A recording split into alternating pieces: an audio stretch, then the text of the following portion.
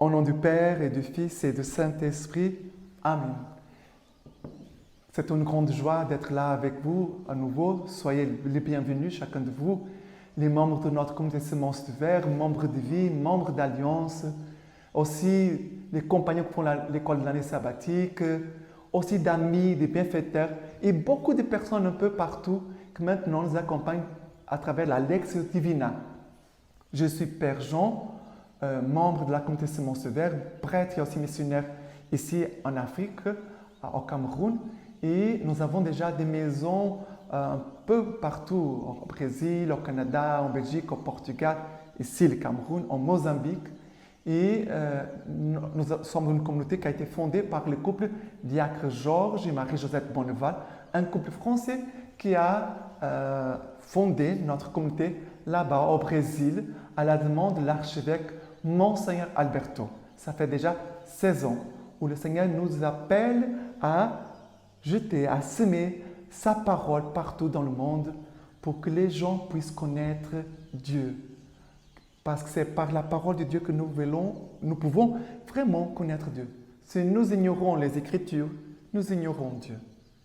Et nous voulons vraiment vivre ce temps d'intimité avec la parole de Dieu en vous rappelant une chose. C'est très important que chacun de vous qui écoute ce temps de Lectio Divina puisse faire avant la Lectio Divina avec les 5 étapes dont j'ai déjà parlé, je vais répéter. 5 étapes, 5 questions qu'il faut répondre à partir des lectures d'aujourd'hui. Aujourd'hui, nous célébrons Sainte Marthe.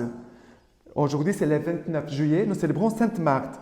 Dans les compendiums de la Lectio Divina, nous avons toutes les lectures de chaque jour, les références bibliques, les saints, le temps que nous vivons au niveau de l'Église, plusieurs indications importantes pour le temps liturgique. Et voilà, les 5 étapes, les 5 questions. La lecture, ce que dit la parole.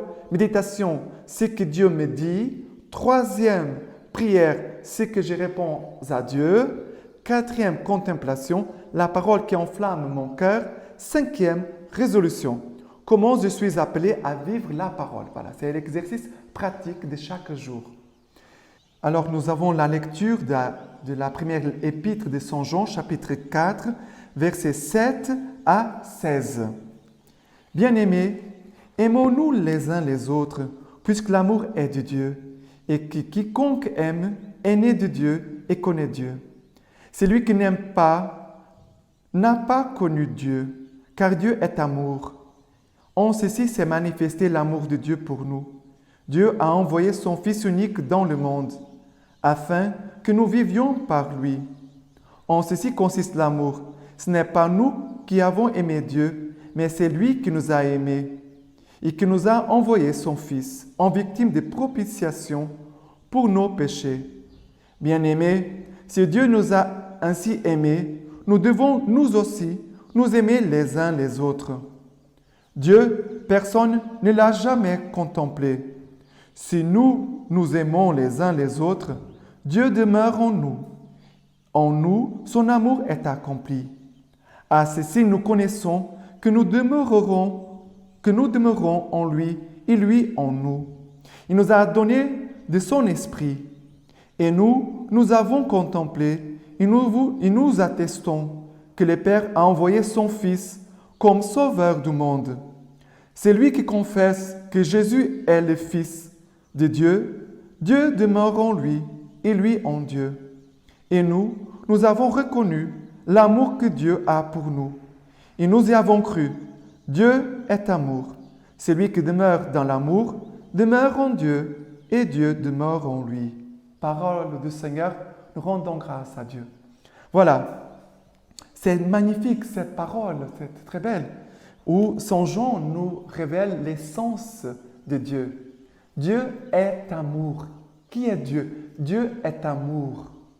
Celui qui cherche l'amour cherche Dieu. Mais faites attention, chercher l'amour, ce n'est pas chercher le plaisir, mon bien-être. Chercher l'amour, c'est quelque chose de plus grand, la plénitude, ça touche un peu la plénitude. C'est vrai, ça touche notre bonheur, notre réalisation. Parce qu'aujourd'hui, beaucoup de gens veulent l'amour, mais c'est l'amour pour soi. Comme un fruit qu'on va, une orange, on la prend, on tire tout le jus et après on le jette. Ça, ce n'est pas l'amour. L'amour nous invite à quelque chose qui demeure. Regardez que ici, combien de fois le verbe demeure apparaît. Beaucoup de fois. Quelqu'un qui aime pour un instant, ce n'est pas l'amour. Quelqu'un qui aime pour quelques années, ce n'est pas l'amour. L'amour, pour vivre l'amour, il faut la fidélité. Et nous n'avons qu'un seul cœur. Nous n'avons pas deux cœurs. Nous avons un seul cœur. Si Dieu nous a donné un cœur, c'est pour que ce cœur soit entier pour quelqu'un. Et maintenant, je parle pour ceux qui sont mariés. Tu ne peux pas avoir deux amours. Avoir deux femmes, deux maris. Non, ce n'est pas possible. Ça, ce n'est pas le vrai amour. Ça, ce n'est pas le vrai amour. Ça, c'est une autre chose. Je ne vais pas maintenant ici perdre de temps en temps de définition. Mais l'amour, c'est quelque chose d'exclusif. Je suis à toi, tu es à moi. Bien sûr qu'on peut dire, mais ça veut dire parmi les amis. L'amour qu'on donne à nos amis. On donne à nos amis.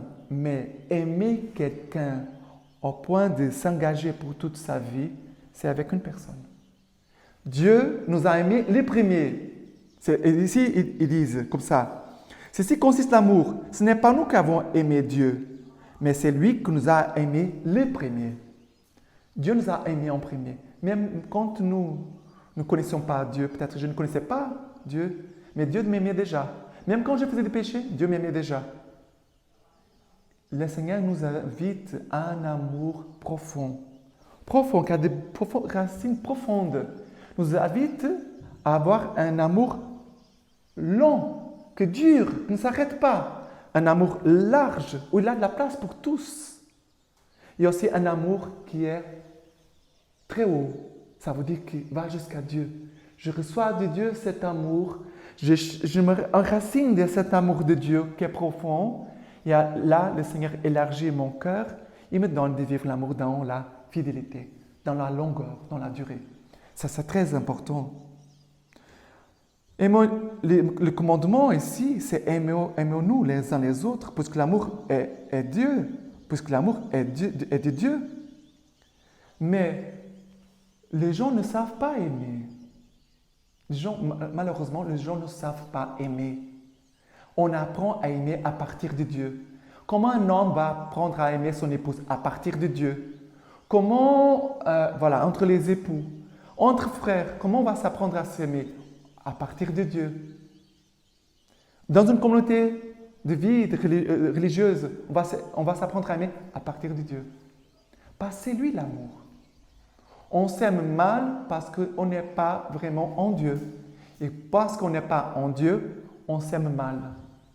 Et on se blesse les uns des autres. On se fait mal les uns les autres. Il y a des disputes, des jalousies, des rivalités, des disputes, des guerres. Il n'a aucun amour. L'amour pardonne tout, excuse tout, comprend, ne se gonfle pas, n'est pas jaloux. L'amour, c'est Dieu. L'amour, c'est Dieu. Et celui qui demeure dans l'amour demeure en Dieu. Même ceux qui ne connaissent pas encore Jésus, mais qui cherchent un amour véritable, un amour qui est honnête, droit, qui est juste, qui est fidèle. Ces personnes-là, par l'amour, s'approchent de Dieu. Parce que Dieu est amour, Dieu est vérité, Dieu est justice, Dieu est bonté, est beauté. Voilà. Et nous pouvons garder cette parole. Et nous avons contemplé et nous attestons que le Père a envoyé son Fils comme sauveur du monde. Et le Père nous a donné son Esprit. Et c'est son Esprit Saint qui vient nous apprendre à contempler Dieu, à aimer Dieu, à écouter Dieu. Et aussi, y avoir cette certitude que c'est le Père qui a envoyé son Fils comme mon sauveur. Non pas sauveur du monde, mais ton sauveur et mon sauveur. Que le Seigneur ici, il parle, c'est lui qui demeure dans l'amour, demeure en Dieu et Dieu demeure en lui. Demeure dans l'amour. Demeure dans l'amour. Demeure en Dieu. C'est vrai que personne n'a jamais vu Dieu, mais Jésus, qui voyait le Père, est venu nous parler du Père pour que nous puissions aussi voir le Père. C'est pour ça que Jésus a dit, qui me voit, voit le Père. Voilà. Ce passage ici de la première épître Saint Jean, chapitre 4. Le psaume d'aujourd'hui, c'est le psaume 59-58. Le psaume 59-58. Les versets 2, 3, 4, 5, 10, 11, 17 et 18. 2, 3, 4, 5, 10, 11, 17 et 18. Délivre-moi de mes ennemis, mon Dieu. Contre mes agresseurs, protège-moi. Délivre-moi des ouvriers du mal. Des hommes de sang, sauve-moi. Voici qu'ils guettent mon âme. Des puissants s'en prennent à moi. Sans péché ni faute en moi, Seigneur. Sans aucun tort, ils accourent et se préparent. Ô ma force, vers toi je regarde. Oui, c'est Dieu ma citadelle, le Dieu de mon amour. Viens à moi, Dieu me fera voir ceux qui me guettent. Et moi, je chanterai ta force, j'acclamerai ton amour au matin. Toi étais pour moi une citadelle, un refuge au jour de mon angoisse. Ô ma force, pour toi je jouerai. Oui, c'est mon Dieu ma citadelle, le Dieu de mon amour. Le Dieu de mon amour. Mon Dieu, c'est très beau. Ô ma force, vers toi je regarde. Oui, c'est Dieu ma citadelle, le Dieu de mon amour. Je voudrais seulement ici regarder. Il parle des gens des ennemis qui veulent faire du mal. Mais est-ce que ici tu as dit, moi je veux la vengeance, je veux faire du mal? Non. Ici le psalmiste ne parle pas de ça. Il dit, Seigneur, c'est toi ma citadelle, c'est toi ma protection, c'est toi mon amour, c'est toi ma force. Vers toi je regarde vers toi. Quel amour, Seigneur. Donne-moi la force d'aimer ces personnes qui me font du mal. Parce que c'est vrai que parfois, il y a des gens autour de nous qui veulent nous faire du mal. Mais, regarde une chose. Tu as des ennemis. Réponds à cette question. Tu as des ennemis? Moi, je n'ai pas des ennemis. Moi, je n'ai pas des ennemis. C'est vrai qu'il y a des gens qui peut-être ne m'aiment pas beaucoup. C'est vrai, on ne peut pas plaire à tout le monde. Mais ces personnes-là sont mes ennemis? Non. Si je suis leur ennemi, ça me dépasse. Ça ne me regarde pas. Mais dans mon cœur, il n'y a aucune personne qui est mon ennemi. Je n'ai pas aucun ennemi. Et je veux te dire la même chose. Si tu as des ennemis, c'est parce que tu le veux. On ne doit pas avoir des ennemis. On ne doit pas avoir des ennemis. Parce que si tu as des ennemis, ça veut dire que tu as gardé le mal en toi. Le mal est déjà entré en toi. Non. En moi, c'est ma force, Seigneur, qui entre. C'est toi, mon amour, Seigneur. Entre en moi. Mais pas des ennemis, pas de mal. Mon cœur, c'est un temple. Ce n'est pas une poubelle. Nous sommes temple de l'Esprit Saint. Nous ne sommes pas une poubelle pour garder, encasser le mal. Garder le mal. Non. Pour l'évangile d'aujourd'hui, c'est l'évangile de Saint Luc. Saint Luc, chapitre 10, versets 38 à 42. Luc 10, 38, 42. Il dit comme ça. Comme il faisait route, il entra dans un village et une femme nommée Marthe le reçut dans sa maison. Celle-ci avait une sœur appelée Marie qui s'était assise aux pieds du Seigneur, écoutait sa parole. Marthe, elle était absorbée par les multiples soins du service. Intervenant, elle dit, « Seigneur, cela ne te fait rien que ma sœur me laisse servir toute seule. Dis-lui donc de m'aider. » Mais le Seigneur lui répondit, « Marthe, Marthe, tu te soucies et t'agites pour beaucoup de choses. Pourtant, il en faut peu, une seule même. C'est Marie qui a choisi la meilleure part, elle ne lui sera pas enlevée. » Acclamons la parole de Dieu. Ici, regardez, Jésus, il va dans une maison d'amis. Marthe, Marie et Lazare. 3 frères. 3 frères. Jésus va dans la maison de ses amis. Il entre. Marthe le reçut dans sa maison. Mais qu'est-ce qui se passe? Marthe va dire bonjour, bonjour, assieds-toi et part en travaillant. Marie accueille. Regardez, la première attitude de notre foi, c'est l'accueil, c'est l'écoute. Quand tu reçois Jésus chez toi, la première attitude, c'est l'accueil. Écouter, être là assis. Être assis, c'est une attitude humble. Parce qu'il a le maître qui est assis dans un fauteuil, une chaise, et Marie était assise par terre, à ses pieds. C'est l'attitude de l'humilité, de l'écoute, de la foi, de l'accueil. Et Marthe, tout agitée. Les deux aimaient Jésus. Les deux aimaient Jésus. Mais Marthe s'affolait en train de travailler, de faire beaucoup de choses. Et elle va gronder Jésus. Elle va dire, mais Seigneur, ça ne te fait rien que ma sœur me laisse toute seule en train de travailler. Ça veut dire qu'elle est paresseuse, ma sœur. Tu regardes, elle va à la prière, elle va à la messe, elle fait la lecture divina, elle est paresseuse. Non, non. Elle est en train de mettre le Seigneur à la première place. À la première place. Bien sûr qu'on ne peut pas rester toute la journée là. Et on doit manger, on doit faire des choses. Mais d'abord, la prière. D'abord, l'écoute du Seigneur. Et après, les autres choses.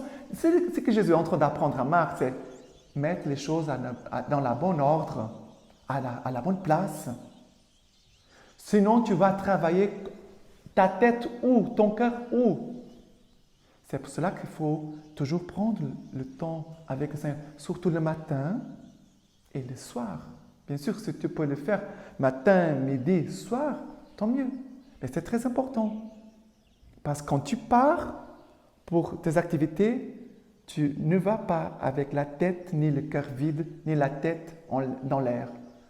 Tu as déjà une direction pour ce que tu vas vivre aujourd'hui.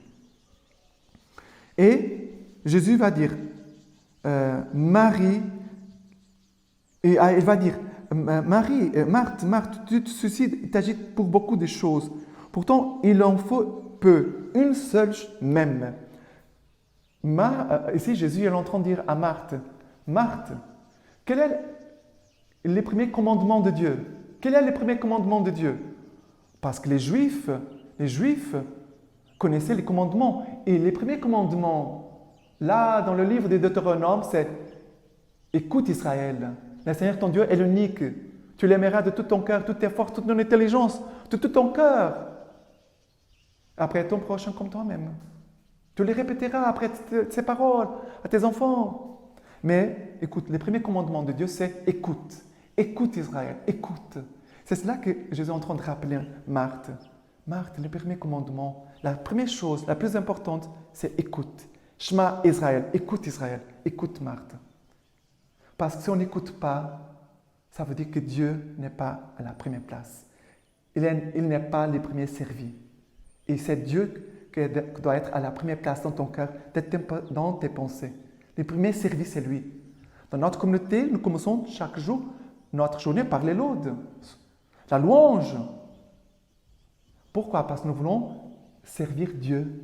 Et la première chose, c'est servir Dieu dans notre prière, dans la louange. On chante les psaumes. Et je vous invite aussi à vous, si tu peux le faire, prie les laudes chaque jour, les vêpres, les complis. Ok? Et Jésus va dire, Marie s'est choisi la meilleure part. Elle ne lui sera pas enlevée. Quand on choisit la meilleure part, Jésus va, écoutez bien, Jésus dit, elle a choisi la meilleure part. Cette part qu'elle a choisie, ça veut dire d'écouter le Seigneur, ne lui sera pas enlevée. Mais les autres parts, peut-être seront enlevées. Dans ta vie, il y a plusieurs parts. La première part, c'est le Seigneur. La lecture divina, l'écoute du Seigneur, l'écoute amoureuse. Prions de la parole de Dieu. Sinon, après, on va tout perdre. C'est pour cela que Jésus va parler de l'Évangile. Vous ramassez des trésors dans des bourses trouées. Ça veut dire que tu ramasses des trésors dans une bourse trouée, il a un trou, ça veut dire que tu vas perdre. La personne ramasse, mais tout perd. Elle perd tout. Et quand elle arrive là, loin, elle dit, mais où sont les choses que j'avais mises dans ma bourse, dans mon sac? Tout est perdu. C'est très important, très important. Pour finir, je voulais vous lire un peu de la lecture patristique d'aujourd'hui de la fête Sainte Marthe. C'est l'homélie de Saint Augustin sur l'évangile de Saint Luc. Elle va dire comme ça. Marthe et Marie étaient deux sœurs, proches non seulement par la chair, mais aussi par la foi. Toutes deux s'étaient attachées au Seigneur. Toutes deux servaient d'un même cœur le Seigneur, présent dans la chair. Marthe l'accueillit comme on a coutume d'accueillir les voyageurs, mais elle était la servante qui accueille son Seigneur, la malade son sauveur, la créature son créateur. Elle a accueilli celui dont elle allait nourrir le corps, afin d'être elle-même nourrie par l'Esprit. En effet, le Seigneur a voulu prendre la nature de l'esclave et, dans cette nature d'esclave, recevoir des esclaves sa nourriture, non par nécessité, mais par bonté, car ce fut de la bonté que de se laisser nourrir. Oui, il avait un corps qui le faisait avoir faim et soif. Ainsi donc le Seigneur fut accueilli comme un hôte, lui qui est venu chez les siens, et les siens ne l'ont pas reçu.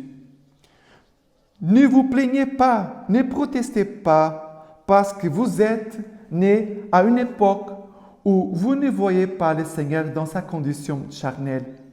Il ne vous a pas privé de cet honneur chaque fois que vous l'avez fait à l'un de ces petits, dit-il, c'est à moi que vous l'avez fait. D'ailleurs, Marthe, toi qui es bénie pour ton service bienfaisant, permets-moi de te le dire.